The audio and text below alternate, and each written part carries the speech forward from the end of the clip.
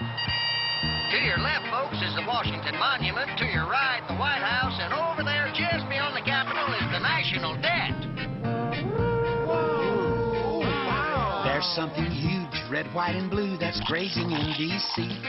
It's gobbling up the taxes that are paid by you and me. It doesn't seem to notice we really can't afford the billions that it's costing us to pay its room and board. It doesn't roam, but seems content to dwell on Capitol Hill. As long as trucks keep pulling up with tons of greenback bills, we got to feed the big guy. We really can't forget. It has an awesome appetite, Tyrannosaurus debt. The debt was born in 1790 when our new government took over $75 billion the colonies spent in the Revolutionary War. We've got to feed the monster so it doesn't get upset. It's got an awesome appetite, Tyrannosaurus debt. Alexander Hamilton, our first Secretary of the Treasury, he's on the 10, you know, wanted a federal debt to provide a reason to establish taxes to support our new nation. The debt was young, they kept it small, they didn't know back then. In 1812, another war would make it grow again. By 66, the Civil War had cost the nation millions. The government in Washington now had a debt of billions. The Civil War ran up a debt of almost $3 billion that still wasn't paid off by World War I. We're spending money we don't have, or so it would appear.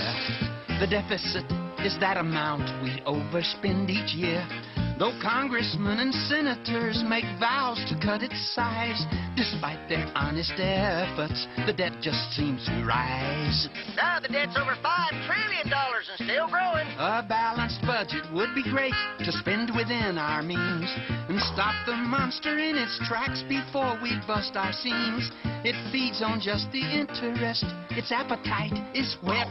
It never ever stops to rest. Tyrannosaurus debt. And this is the U.S. Treasury. It sells Treasury bonds, bills and notes, and savings bonds to finance the debt. The U.S. government promises to pay the owner interest plus the value of each bond at a future date. We've got to try to tame the debt and bring it down to size. To let it grow unchecked like this is certainly unwise. The debt's a monster problem that we really can't ignore. I guess we should be grateful that it's not a carnivore. We got to keep on servicing our trillion-dollar pet.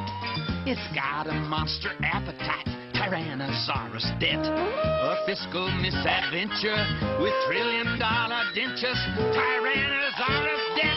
Feeding time is all the time.